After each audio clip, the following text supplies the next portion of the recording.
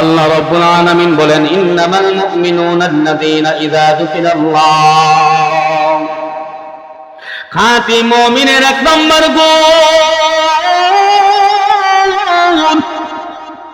এই দুনিয়ার জমিনে যেই মুসলমানের সামনে আল্লাহর নাম নেওয়া হয়, আল্লাহর নাম উচ্চারণ করা হয়, যেই মুসলমানের সামনে আল্লাহর নাম শোনার পরে, আল্লাহর নাম উচ্চারণ করার পরে যেই মুসলমান ওয়াজিলাত কুলুবুহুম, যেই মুসলমানের অন্তরটা কেঁপে ওঠে মাওলা পাকের নাম শোনার পর, অন্তরটা বয়ে থরথর করে কাঁপে। নবীর উম্মত, একটা এক্সাম্পল দেয়া বোঝায়। আপনি একটা মার্ডার করছেন, মার্ডার করার পর বলেন তো, আপনি যদি বাড়িতে থাকেন, বলেন তো যদি শুনেন কানে আওয়াজ আছে পুলিশ চলে আসছি, বলেন তো অন্তরে একটা ভয় কাজ করে কি করে না? মার্ডার করার পর আপনার গাড়ি যখন পুলিশ চলে আসছে, তোমার গ্রেফতার করবে, তোমার থানার মধ্যে নিয়ে যাবে। হে নবীর উম্মত, পুলিশের আওয়াজটা শোনা মাত্রই শরীরের পশমগুলো দাঁড়িয়ে যায়, অন্তরে একটা ভয় কাজ করে, কারণ জেলখানায় যাওয়া লাগবে, হাজতে যাওয়া লাগবে। এ নবীর উম্মত, ওই দুনিয়াতে যেমন ভয়ে অন্তরটা কেঁপে ওঠে, ইন্নামাল মুমিনুনা আল্লাযীনা ইযা যুকিরাল্লাহ, এই দুনিয়ার জমিনে যেই মুসলমানের সামনে আল্লাহর নাম উচ্চারণ করা হয়, আল্লাহর নাম নেওয়া হয়, আল্লাহর নাম শোনার পর কোন মুসলমান শাস্ত্রও বসে আড্ডা দিতে পারে না। আল্লাহর নামটা শোনার পর কোন মুসলমান দুরাবি, যে মুসলমান বাহিরে ঘোরাফেরা করতে পারে না, আল্লাহর নামটা শোনার পর এই নবীর উম্মত মেলার মধ্যে আড্ডা দিতে পারে না। আল্লাহর নামটা শোনার পর কোন মুসলমান মোবাইল টিপতে পারে না। আল্লাহর নামটা শোনার পর কোন মুসলমান লেপ কম্বল গায়ে দিয়া আরামে ঘরে ঘুমাইতে পারে না। আর যেই বান্দার অন্তরে আল্লাহর ভয় আছে, আল্লাহর নামটা শোনার পর ওই বান্দাগুলো আরামের ঘুম ফালাইয়া, লেপ কম্বল ফালাইয়া, দোকানের আড্ডা বাদ দিয়া ওই বান্দাগুলো এই জান্নাতের বাগানে এসে গেছে, বসে গেছি। আল্লাহ তাআলা ডাক দিয়ে বলে, ও ফেরেশতারা, এই বান্দাগুলো এই জান্নাতের বাগানে এসে গেছে, এই বান্দাগুলো জান্নাতের বাগানে বসে বসে কোরআন ও হাদিসের বয়ান শুনতেছি। ও ফেরেশতারা, ওই বান্দাদেরকে ঘোষণা দিয়ে দাও, আমি আল্লাহ তাআলা ওই বান্দার জীবনের সমস্ত গুনাহগাতা আমি আল্লাহ মাফ করে দিলাম। মুসলমানি বুয়াদ গরদন নিহাদাওয়ান নানে খুদ বদসতি খাজাদান। এই জন্য মুসলমানের মতো মুসলমান যদি হইতে পারো, মুসলমানের মতো মুসলমান হইলে কোন বান্দা বাহিরে থাকতে পারে না। এই জান্নাতের বাগান রাইকা এই নবীর উম্মত দোকানপাটে আড্ডা দিতে পারে না। জোরে বলেন ঠিক না? এই যুবক ভাইরা, অভিজ্ঞ বাবারা, সীমা বলে রাখো, এখন আপনাদের কাছ থেকে জানতে চাই, এক নম্বর গুণ আমাদের ভিতরে আছে না নাই? কথা কন্যা আছে না নাই? আল্লাহর মহাব্বত অন্তরে আছে না নাই? কোরআনের মহাব্বত অন্তরে আছে না নাই? আল্লাহর মহাব্বত ভালোবাসা অন্তরে যদি না থাকতো এখানে আসতাম না, এখানে বসতাম না, কোরআন হাদিসের বয়ানও শুনতাম না। জুড়ে বলেন ঠিক না? ওয়াইদা তুলিয়াত আলাইহিম আয়াতুহু যাদাতুহুম ঈমানা।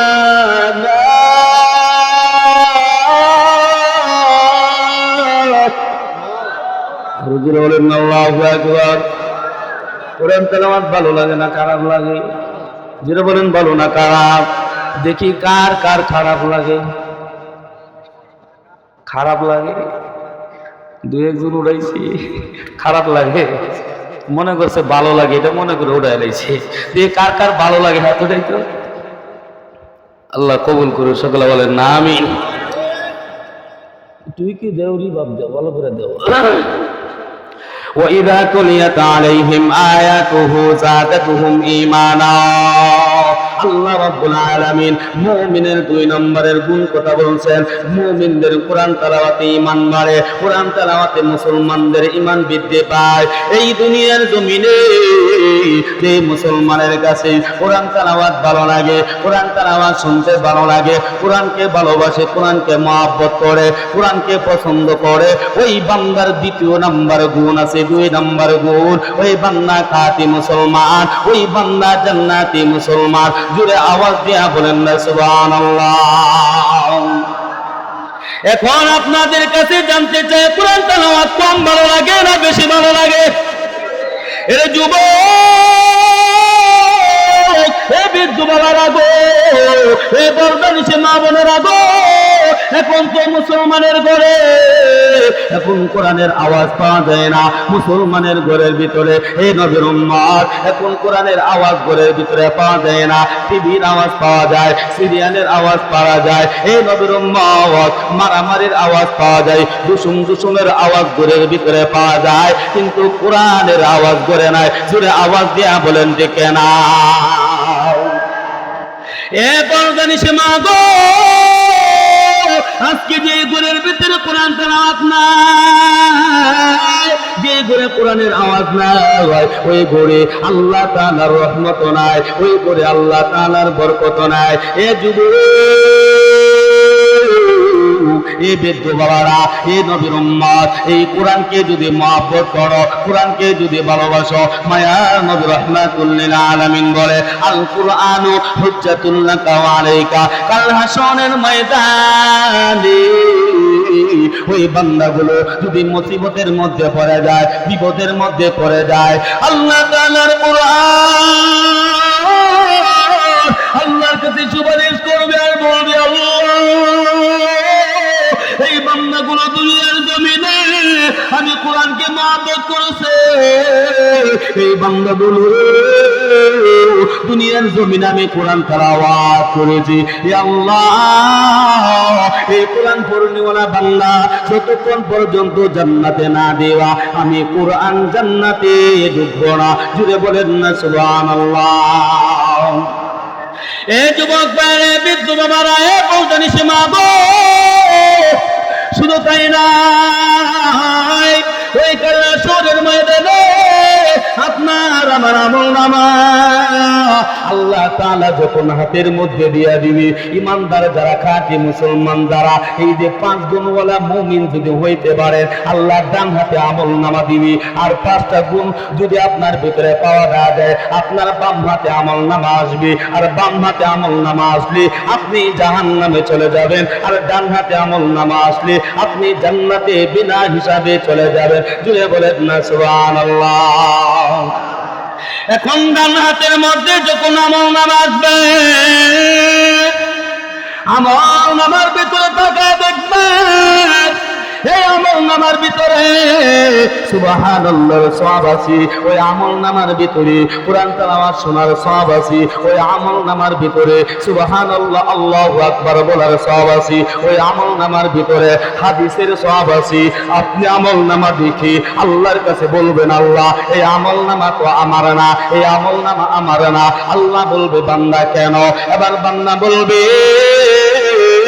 আল্লাহ দুনিয়াতে আমি তো কোরআন পড়তে পারি নাই, আল্লাহ দুনিয়ার জমিনে আমি হাদিস পড়তে পারি নাই, হাদিসের সওয়াব আমার আমলনামায় কেমনে আসলো? আল্লাহ কোরআন তেলাওয়াতের সওয়াব আল্লাহ আমার আমলনামায় কেমনে আসলো? আল্লাহ তাআলা ডাকতে বলে, বান্দা রে, দুনিয়ার জমিনে ওই বান্দা আরামের গুণ নষ্ট করে, এ বান্দা, এই বান্দা দোকানপাটের আড্ডা বন্ধ করে ওই যে ওয়াজ মাহফিলের মধ্যে গিয়া, এ বান্দা তুই কোরআন তেলাওয়াত শুনছ, এ বান্দা দুনিয়ার জমিনে ওয়াজ মাহফিলের মধ্যে গিয়া বক্তারা বয়ান করেছে, জবান দিয়া কোরআন পড়েছে, হাদিস পড়েছি, এই বান্দায় জবান দিয়া তুই কোরআন হাদিস শুনছ, এই বান্দা শুনে না, আমি আল্লাহ তাআলা ওই হাদিস শোনার, ওই কোরআন তেলাওয়াত শোনার, ওই সুবহানাল্লাহ বলার, আলহামদুলিল্লাহ বলার, আল্লাহু আকবার বলার সব আমি আল্লাহ তোর আমল নামায় দান করে দিলাম। আস্তে করুন সুবহানাল্লাহ, আরো তো আস্তে করুন সুবহানাল্লাহ। এর ফায়দা আছে না নাই? এই যে দুইবার সুবহানাল্লাহ বলছেন, এ নবীর উম্মত, এই দুইবার সুবহানাল্লাহ বলার সব আপনার আমলনামায় জমা হয়ে গেছে। যত বেশি সুবহানাল্লাহ পড়বেন তত বেশি আপনার আমলনামায় এই মুসলমান সব জমা হয়ে যাবে। এই নবীর উম্মত শুধু তাই নয়, এখন বলতে পারেন হুজুর আমি তো দুনিয়ার জমিনে কোরআন পড়তে পারি না, হুজুর আমি তো হাদিস পড়তে পারি না, এ হুজুর তাহলে আমি সব কেমনে কামাবো? এই যে আমি কোরআন তেলাওয়াত করতেছি, আপনারা কান দিয়া শুনতেছেন, শোনার বিনিময় আল্লাহ তাআলা প্রত্যেকটা অক্ষরে আল্লাহ 10 টাকা করে নেকি দান করে দিবে। ওয়াইদা তুলিয়াত আলাইহিম আয়াতুহু যাদাতুহুম ঈমানা।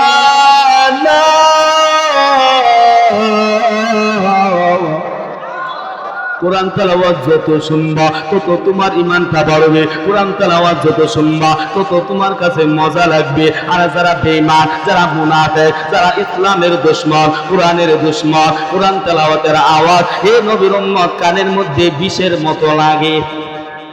এরকম দেখি না? যারা বেঈমান, যারা মুনাফিক, কোরআন তেলাওয়াত তাদের ভালো লাগে। কথা বলেন না ভালো লাগে? না না, সবার ভালো লাগে না। যারা খাঁটি মুসলমান, যারা ইমানদার মুসলমান, ওদের কাছে কোরআন তেলাওয়াত ভালো লাগে। জোরে বলেন না ঠিক না? এই যুবক ভাই ও বৃদ্ধ বাবারা এখন জানতে চায়, আমরা সবাইকে মুসলমান, খাঁটি মুসলমান না, এই মুসলমান বেজাল মার্কা মুসলমান? জোরে বলেন, আমরা কি সবাই খাঁটি মুসলমান হতে চাই কিনা? জোরে বলেন চাই কিনা?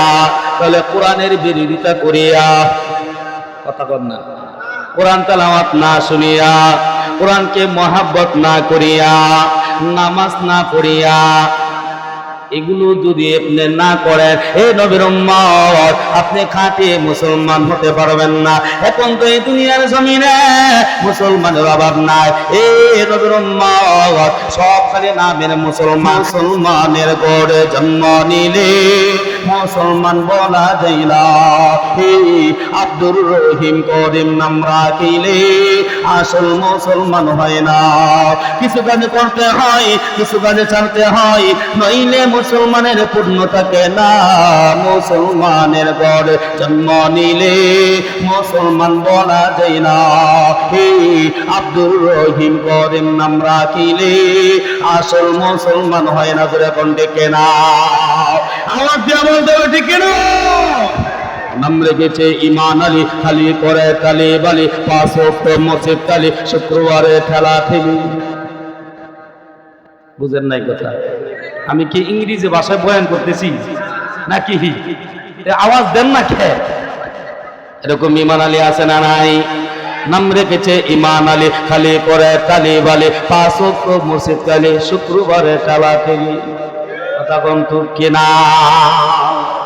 না, আমি নাই 5 ওয়াক্ত মসজিদে যাই না। এই যে কোন শীতের মৌসুম আইছে, হাইরে কত মসজিদে ইমাম সাহেব যে একটা নামাজ পড়ে হিসাব হই নাই। যেরকম ঠিক না? হায় হায়, অনেক মসজিদ আছে ইমামেও খুঁজ পাই না ফজরের সময়। আছে না নাই? কথা কোন বাস্তব না মিথ্যা? মানে এত ঠান্ডা, এত শীত, মুসল্লিও খুঁজ পাই না, ইমামেও খুঁজ পাই না। সকালে ইমাম সাহেব ঘুমতে উঠে দিয়ে ঘুরের দিকে চায় 8টা বাজে। কয়টা বাজে? ইমাম সাহেবের মাথা নষ্ট, হাইরে সর্বনাশ, 8টা বাজে, ফজরের আজান গেল, নামাজ গেল, আমি তো নামাজ নিজেও পড়লাম না, পড়াইলামও না। মুসল্লি কেউ আইসা ডাকও দিল না, নাকি মুসল্লিরা বারেন্দায় নামাজ পড়ে চলে গেছে। আল্লাহ মাহবুদই ভালো জানে। আমার চাকরি মনে হয় জোর পর্যন্তই লাস্টিং করব, পরে মনে হয় এখানে আমার চাকরি নাই। ইমাম এরকম একটা টেনশনে নাস্তা লই আইছে, বাচ্চারা নাস্তা দেখাইতাম না, অনেক টেনশনে আছি। কি টেনশন? যে ফজরের নামাজে পড়াইতে পারছে না, শীতের লাগা, এত ঠান্ডা, এত শীত, ঘুম যে দিছে আর খুঁজ পাই নাই। এখন 12টার সময় কিছু কিছু বুড়া মুসল্লি আছে 12টা 12:30টার সময় আগে আগে মসজিদ আয় কিনা। এবার ইমাম সাহেব সালাকি করে ডাক দিয়েছে, রিনার বাপ তো কিছে কাজকে ফজরের নামাজ আমরা দেখি নাই কে? রিনার বাপ বাস্তবে ফজরের নামাজ আইছে না, কারণ ওই যে রাত 1টা 2টা পর্যন্ত ওয়াশরুমে বাড়িতে গেছে, হ্যাঁ ফজরের নামাজও খুশি নাই। কামনে নামাজ আজকে ফজরের নামাজ দেখি নাই কেমন রে, মানে ইমাম সাহেব এমন মুট লইছে এমন ওই ফজরের নামাজ পড়ছে, মানে মুট লইছে কে ওই মুসল্লির পরীক্ষা করে আইছি না আইসিন কিনা না না আইছি। এবার রিনার বাপ হুজুর ফজরের সময় খুশ পাইছি না আজকে, কালি যে ওয়াজে গেছিলাম তো 2টা বাজে গেছেন আইতে আইতে, এই জন্য ঘুমে একটু চাপ পড়ে গেছেন বেশি। ইমাম সাহেব মনে মনে আল্লাহ মারে বাঁচাইছি, রিনা বাবা আইছে না। আমার একটু ওরে আব্দুল কুদ্দুস চাই, এ কুদ্দুস ভাই আপনারা তো আমি এখানে আসার পরে একদিনও নামাজ ছাড়তে দিই নাই, 5 ওয়াক্ত নামাজ মসজিদে পড়েন, আজকে ফজর নামাজ আপনারা দিই নাই কে? আব্দুল কুদ্দুস ভাই হুজুর কালকে আমি বেড়াইতে গেছিলাম ওইখানে নামাজ পড়ছিলাম, এই জন্য হুজুর আমি মসজিদে আসতে পারি নাই। ইমাম সাহেব কয় আল্লাহ আবারও আমারে বাঁচাইছি। কারণ কোন মুসল্লি যারাই টেস্ট করে জিজ্ঞাসা করে সে বারবারই বলে যে মসজিদে আয় নাই, বিভিন্ন অজুহাত দেয়। কারণ মুসল্লি যদি আইতো তাহলে ইমামের চাকরি থাকতো না যাইতো, কথা থাকতো না যাইতো, চলে যাইতো। এখন আসে না ইমাম সাহেব আল্লাহ আমারে বাঁচাইছে। হাই হাই হাই, এমন হয় কি হয় না? এই যে এখন শীতের মৌসুম আইছে, হাইরে কত মুসল্লির ওজুর স্টাইল পরিবর্তন হয়ে যাইতেছে। কথা কন না, আছে না নাই? এমন সোয়েটার পরছে, এমন জ্যাকেট পরছে, ঠেল্লা মিল্লা মুসলমান এই পর্যন্ত উড়াইতে পারছে, এর বেশি আর উড়ে না। কথা কন না, আছে না নাই? বলেন তো এই পর্যন্ত যদি হাত ধয় এই মুসলমান ওজুর নিয়ম কোন পর্যন্ত? এ পর্যন্ত না? এই পর্যন্ত আপনি হাত ধুইছেন, বলেন তো আপনার ওযু হবে? কথা কন না হবে? তো ওযু না হইলে নামাজ হবে? রাসূল বলেন as-সালাতু মিফতাহুল জান্নাতি সালাহ, নামাজ জান্নাতের চাবি হইল নামাজ, আর নামাজের চাবি হইল ওযু। তোমার ওযু ঠিক হইলে নামাজ ঠিক হবে, আর নামাজ ঠিক হইলে তোমার জান্নাতের চাবি ঠিক হবে। এরকম ঠিক না? এখন তোমার নামাজ ঠিক হইব কেমনে? 3 বেলা সুদের টাকা খাবার খাইয়া নামাজ পড়তেছো, হাইনে কি সুদ খাইছে, সুদ খাইতে খাইতে ভেতরে 3 হাত লম্বা বড় বানাইছে, গর্ভবতী মহিলার মতো। যেরকম আছে না নাই? এত মোটা ফ্যাট বানাইছি 3 হাত লম্বা, এবং কারো লোকে কুলাকুলি করলে ফেটে ফেট মিলে এই মুসলমান ফেটে ফেটে কুলাকুলি ওই বুকে আর বুক মিলাইতে পারে না। যেরকম বাস্তব না মিথ্যা? এরকম সুদখোর আছে না নাই? এরকম সুদখোর নামাজি আছে না নাই? কারণ ফেটে তো দুনো সুদ করে ফেট বড়, বলেন তো তখন কি বুক মিলানো সম্ভব? কারণ ফেট তো 2 হাত সামনে, তখন তো ফেট ফেট কুলাকুলি হইব, সে বুক আর বুক মিলবে না। যেরকম ঠিক কিনা? এরকম সুদ করে নামাজগুলো আছে না নাই? যেরকম না আছে না নাই? তুই জিকির করেন লা ইলাহা